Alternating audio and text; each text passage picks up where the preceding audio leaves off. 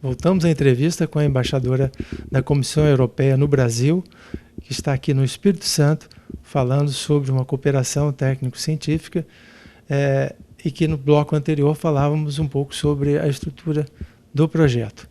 Embaixadora, dentre as atividades que estão sendo, diria, incentivadas dentro dessas linhas de pesquisa, a questão da água merece uma atenção especial? É uma preocupação muito grande também na União Europeia, e sabemos que aqui no Brasil, neste momento também, a escassez da água é um problema global que pode conduzir-nos a conflitos inimagináveis no futuro. Então nós temos que fazer em conjunto alguma coisa também para que gerir com mais eficiência o uso da água, fazer com que o uso de águas possa ser feito de uma forma mais assertiva. Nós não precisamos de utilizar água que utilizamos para beber, por exemplo, para outros usos que não necessitam desse tipo de água. Nós precisamos de utilizar muito mais a reciclagem de água para dividindo os usos e os tipos de utilização dela. Nós também gostaríamos de fazer em breve algum seminário, uma conferência aqui no Brasil com parceiros brasileiros sobre a questão da utilização e da reutilização da água em termos de eficiência.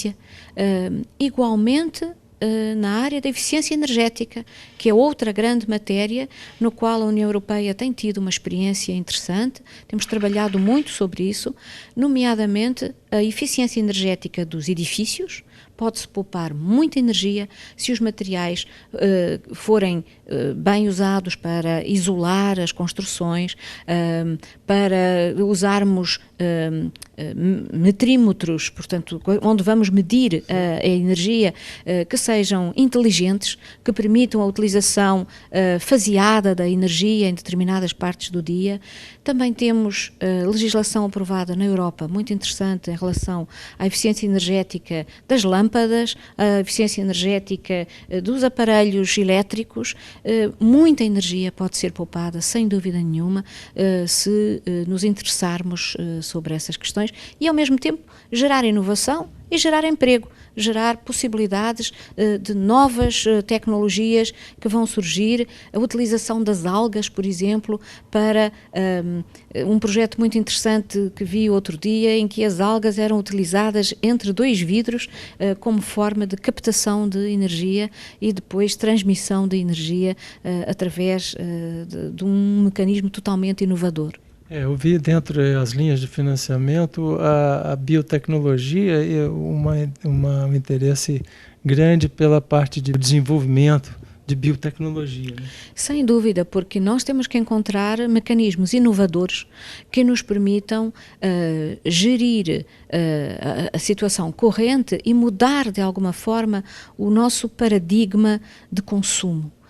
Nós temos um paradigma de consumo que não é sustentável. Em dado momento, nós temos que pensar em encontrar soluções que sejam mais sustentáveis e, simultaneamente, descobrir novos mecanismos de produção de energia, novos mecanismos de alimentos, de produção de alimentos. A questão da segurança alimentar é outro grande desafio que temos pela frente. Este ano, em Milão, temos a grande exposição universal, Expo 2015, que trata exatamente da produção alimentar, onde o Brasil tem um pavilhão magnífico, onde dá conta de todas as suas experiências que a Embrapa vem realizando e que é um exemplo muito interessante para o resto do mundo, o trabalho que tem sido desenvolvido nessa área. Aqui nós temos uma empresa de pesquisas agropecuária, o Incaper, que já desenvolveu várias variedades de frutos, de café, e que também trabalha em parceria com a Embrapa. Esse instituto estaria, por exemplo, como um possível parceiro ou candidato a bolsas nesse sentido, de desenvolvimento da agricultura e de tecnologias agrícolas? Eu acho que pode perfeitamente, porque cabe dentro das nossas linhas de prioridade.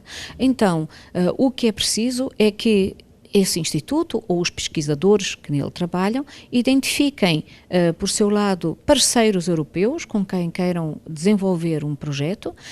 Depois é necessário buscar financiamentos de um lado e de outro. Parceiros privados?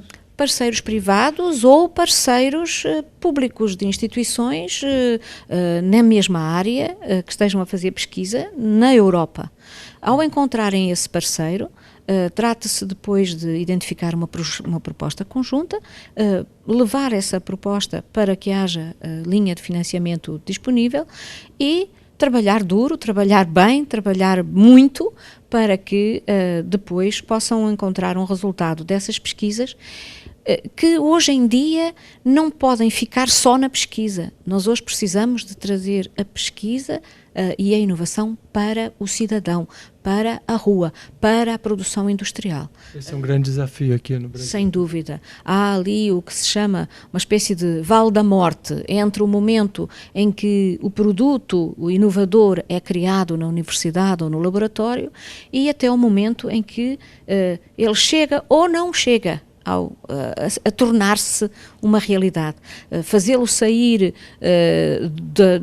do papel para a concretização do projeto. Aí é um momento muito difícil, um momento complexo, que exige financiamento, que exige atenção das autoridades públicas, que exige atenção das autoridades privadas, mas hoje sabemos que os países não podem crescer se não houver inovação.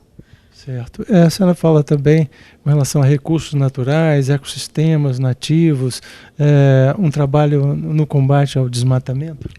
Esse tem sido ou foi uma área onde a União Europeia também tem colaborado com o Brasil em vários projetos, em vários estados, nomeadamente no estado do Pará, onde tivemos vários projetos que visavam ajudar a luta contra o desmatamento. O Brasil tem feito um trabalho muito grande nessa área, mas é um trabalho que nunca está completo, obviamente. É um trabalho difícil, porque se trata de gerar um equilíbrio entre a necessidade de crescimento económico e a necessidade de preservar a natureza e de preservar os ecossistemas. E aí eu acho que tem que haver um elemento central de cooperação internacional para ajudar o Brasil nesse seu trabalho. Outra área que é muito importante para esse projeto é o da identificação do cadastro, a elaboração de um cadastro de propriedades, de um cadastro que permita ao Ministério do Meio Ambiente, que permita depois também ao Ministério da Agricultura a identificação das propriedades e aplicar o Código Florestal, por exemplo.